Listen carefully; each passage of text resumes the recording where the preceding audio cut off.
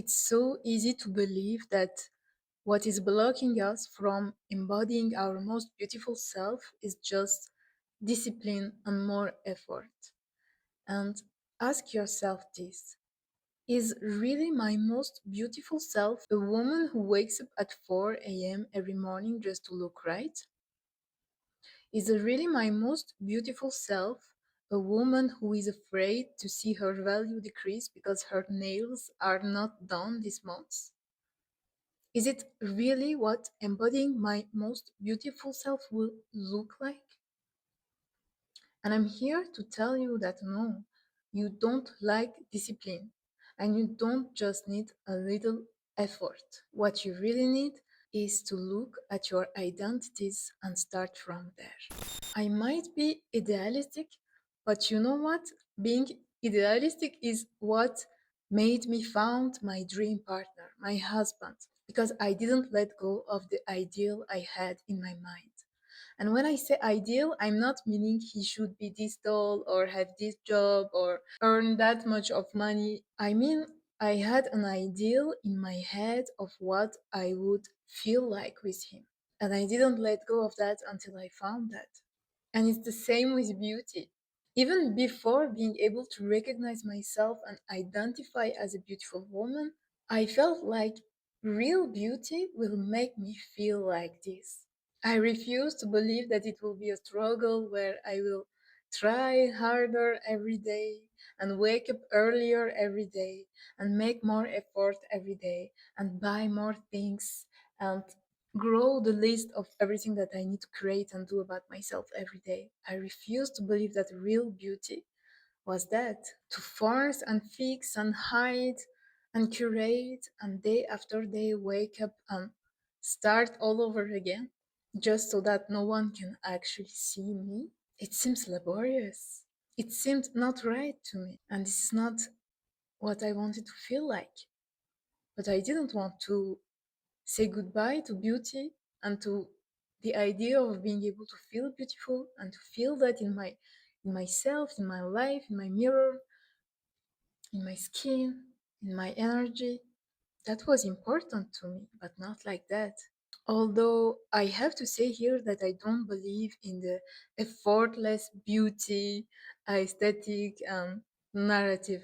I think most of the time this is just branding and marketing, and it doesn't really exist like this. Not because you have to suffer for it, and I think you really don't have to suffer to be beautiful. That's a strong societal belief that you need to suffer to be beautiful, but you don't need to suffer and it doesn't need to be hard, but it will not be effortless as what you see on TikTok videos, you know? This is just branding and you should be aware of that because people will try to catch you and sell you things with that. And I know today that real beauty is more about identity healing, identity transformation, than it is about more effort or more discipline to do more and glow up more and be more.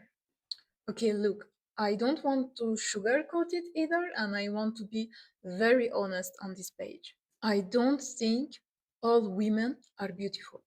And hate me for it if you want, but I was this woman looking into the mirror and every day seeing an image that she didn't like. I was not beautiful. It was not just a question of positive thinking.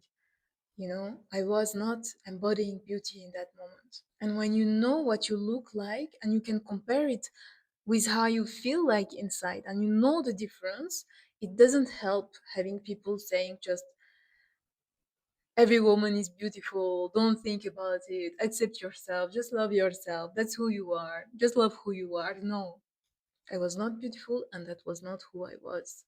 I had the potential to be, yes. I had glimpses of it here and there sometimes, yes. I could fake my way around just enough so that people would not notice too much, yes. I still deserved love, respect, appreciation, and all of that, yes, but I was not my most beautiful self. I had 10 extra kilos. I had a double chin, I had a bad posture, I had a sugar addiction, I had trauma stuck in my face. I was not my most beautiful self. It's not true.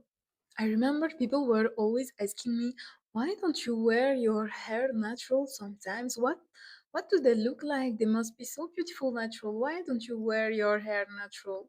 And I was like, no, they're not. Because truly they were not in that moment. Truly. In the layers of shame and self abandonment that I was, they were not beautiful. They were not even my natural hair. If I was not doing anything with my hair, they were not even my natural hair. They were already transformed through the weight of my own perception of myself. Natural beauty is something that you need to return to, and this is an effort when you've been away for so long. It's like leaving a house for like 10 years and coming back, and there is mold on the walls, and there are maybe rats even in the cave, and you need to clean all of the mess to find again the natural house that it was when you left it. It's not effortless. It can be a pleasurable experience. It can be made to be pleasurable instead of difficult and heavy. Yes, but it's not effortless. You need to return to it. And so, what you currently see when you look in the mirror in the morning, when you wake up and you do nothing, this is not your natural self. This is just your current state. From that current state, you need then to make the path back to yourself and your natural self and beauty. It's like, look, imagine that you take a car and you roll with it for days and days, and you roll in the mud and you drive in the mud, and the car is full of mud. And it's okay to have mud on your car. You had a long trip and you had to roll on the mud and you have mud on your car. It doesn't matter, but why don't you want to wash the car? Why do you want to paint on the mud? Why do you believe that you then need to go with a muddy car for the rest of your life? Why are you shamefully covering it with a plastic sheet just to be sure that no one will see the mud on the car? You just need to wash the car. Yes, it's a small effort, but the natural beauty of the car is still there underneath that. It's not so complicated. It can be even pleasurable to wash it and do it with your friends even. And all it really takes is for you to remember that this was a car before that. The mud is just extra. Your kilos, your double chin, your bad posture, the color of your skin, whatever, this is just extra. This is just the mud that you got on the way, on the road. This is not the car. You don't need to accept the mud. You can just remove it. And when you remember what is a car in the first place, everything makes sense. What you have to do or not do makes sense. And in a weird way, by not accepting your image, by not accepting the muddy car, you actually end up having the most acceptation of yourself, your real self. And you end up being truly at peace with your current state. Because it's totally okay to have a muddy car if you know that you can just wash it. It's just frustrating to have a muddy car when you don't know that the mud is extra and you think that you need to roll with that for the rest of your life and accept it. And so, not accepting it is actually the most acceptation that you can have on your real self. It will actually make you at peace because you realize it's just mud. It's not who you are. You can just wash it. And so, anyway, this is why it's useless to lie and say that all women are beautiful and you are beautiful, just accept yourself, see that you are beautiful. Because we can see the truth. We can see that it's a muddy car. Even though we don't remember what was the car in the beginning, we can see that the mud, it's not feeling good. It's feeling like mud. It's really feeling like mud. How can you tell me that this is beautiful? This is mud, god damn it. In every mirror, in every photo anyone takes of me, we can see it, we can see the truth.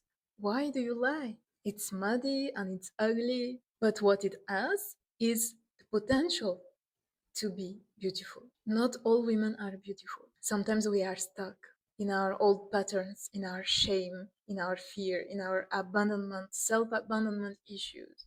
But we all have potential to be and especially to feel. because that's really the key when you feel beautiful.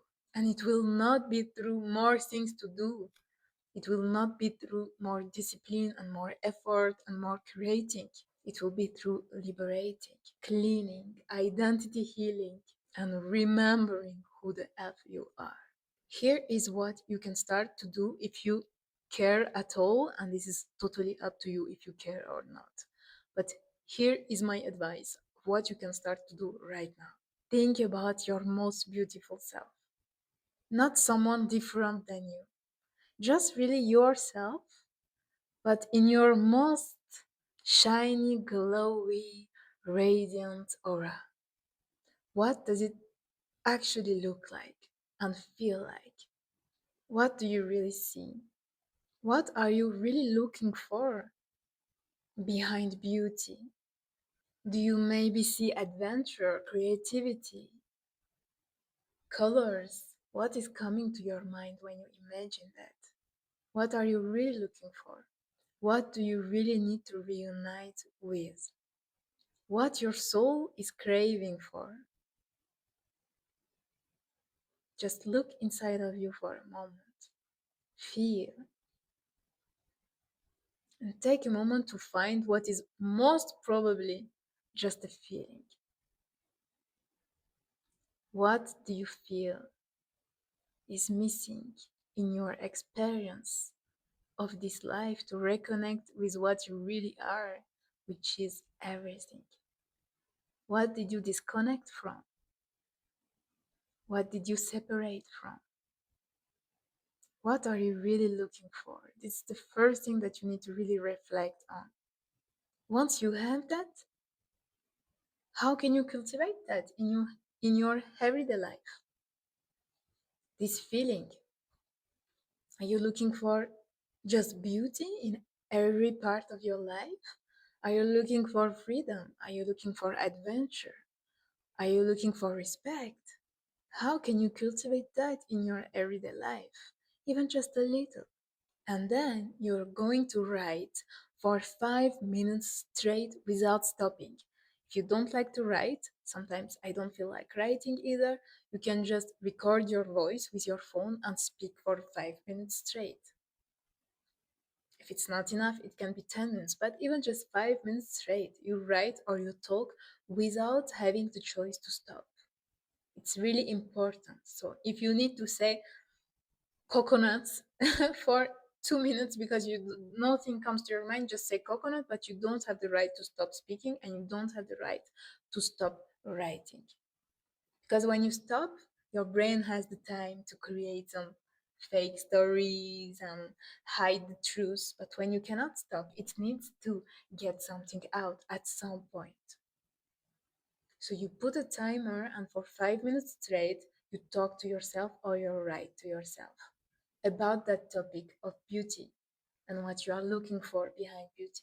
And then you will listen or read what you wrote and you will try to find what's in the deepest part of your mind that came out. What are the identities that you stuck yourself into? What is the story that you tell yourself? And what are the new identities that you can activate, that you can reunite with, reconnect with, that you forgot that you also were? And now you know exactly what to cultivate, what to embody, what to do in your daily life from now to really become that version of yourself and really embody and manifest your most beautiful self. As always, I'm here if you need help. Don't hesitate to leave a comment and I will answer with pleasure. And babe, I know you got this. See you in the next one.